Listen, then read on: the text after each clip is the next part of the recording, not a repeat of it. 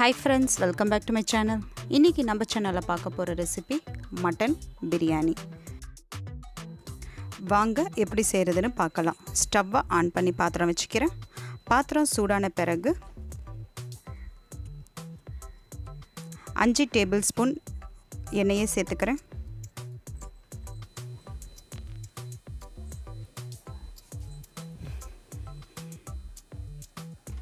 எண்ணெய் சூடான பிறகு பட்டை கிராம்பு ஏலக்காய் பிரியாணி இலை இதில் எல்லாத்துலேயும் 3 சேர்த்துக்கிறேன். 4 மீடியம் சைஸ் பெரிய வெங்காயம் பொடிசா நறுக்கி சேர்த்துக்கிறேன். 5 பச்சை மிளகாயை பாதியாக கீறி இதில் சேர்த்து நல்லா பொன்னிறமாக வதக்கிக்கிறேன். 4 டேபிள் ஸ்பூன் இஞ்சி பூண்டு விழுத சேர்த்து நல்லா பச்சை வாசனை போகிற வரைக்கும் நல்லா வதக்கிக்கிறேன்.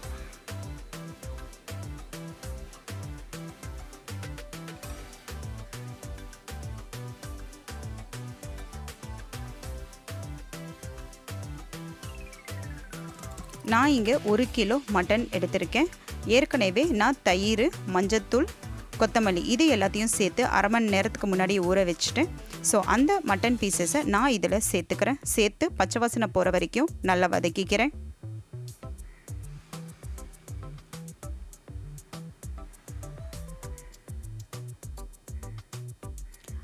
ரெண்டு table spoon biryani masala, 2 table spoon மிளகாய்த்தூள், 1 டேபிள் ஸ்பூன் மஞ்சத்தூள் இதை எல்லாத்தையும் சேர்த்து நல்லா மிக்ஸ் பண்ணி எடுத்துக்கிறேன். 4 மீடியம் சைஸ் பெரிய தக்காளியை பொடிசா நறுக்கி இதில் சேர்த்து நல்லா வதக்கிக்கிறேன். 1 சொம்பு தண்ணியை சேர்த்து நான் மட்டனை நல்லா வேக வச்சு எடுத்துக்கிறேன். நான் இங்கே 5 கப்பு ஜீரக சம்பா அரிசி எடுத்திருக்கேன். 1 கப் அரிசிக்கு 2 கப் தண்ணின்ற அளவில் நான் இங்கே 10 கப் தண்ணி எடுத்திருக்கேன். ஸோ அளவு தண்ணியை நான் இதில் சேர்த்துக்கிறேன். 1 கைப்பிடி அளவு புதினா, 1 கைப்பிடி அளவு கொத்தமல்லியை சேர்த்து நல்லா மிக்ஸ் பண்ணிக்கிறேன். 1 லெமன் ஜூஸை பிழிஞ்சி இதில் சேர்த்துக்கிறேன். தயிர் நான் ஏற்கனவே மட்டனில் சேர்த்ததுனால இப்போ நான் தயிர் சேர்க்கலை. தண்ணி கொதி வந்த பிறகு நான் ஜீரக சம்பா அரிசி ஏற்கனவே ஊற வச்சு வடிகட்டி வச்சுருக்கேன். அந்த அரிசியை நான் இதில் சேர்த்துக்கிறேன்.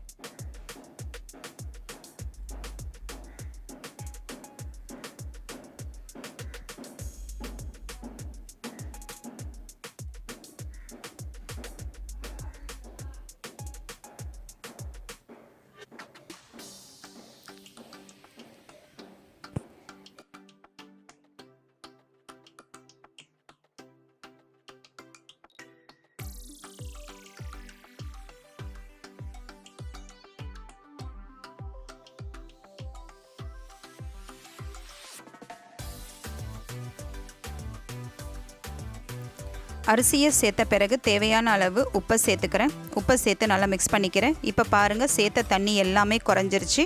இதுதான் கரெக்டான பதம் தம்முக்கு விடுறதுக்கு. ஸோ இப்போ நான் தம்முக்கு விடுறதுக்கு முன்னாடி 5 டேபிள் ஸ்பூன் நெய்யை சேர்த்துக்கிறேன்.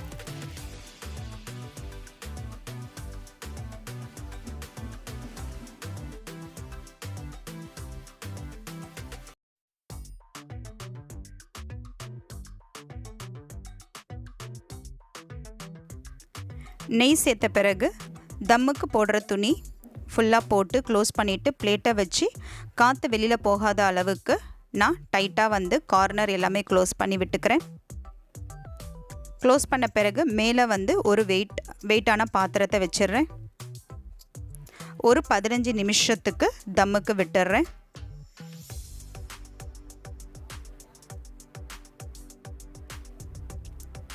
இப்போ 15 நிமிஷம் ஆயிடுச்சு. வாங்க சாதம் வெந்திருக்கான்னு பார்க்கலாம்.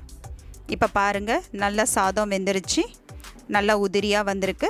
ஸோ இதுதான் கரெக்டான பதம். இப்போ நான் ஸ்டவ்வை ஆஃப் பண்ணிடுறேன். நல்ல சுவையான மணமான மட்டன் பிரியாணி தயார். இதை செய்கிறது ரொம்ப ஈஸி. வீட்டில் ஒரு தடவை ட்ரை பண்ணி பாருங்கள். ட்ரை பண்ணி பார்த்துட்டு எப்படி இருக்குன்னு சொல்லுங்கள். இந்த வீடியோவில் நான் பண்ண ரெசிபி உங்களுக்கு பிடிச்சிருந்துச்சுன்னா என்னோடய சேனலை சப்ஸ்கிரைப் பண்ணுங்கள், லைக் பண்ணுங்கள், ஷேர் பண்ணுங்கள், கமெண்ட் செக்ஷனில் கமெண்ட் பண்ணுங்கள். தேங்க்ஸ் ஃபார் வாட்சிங்.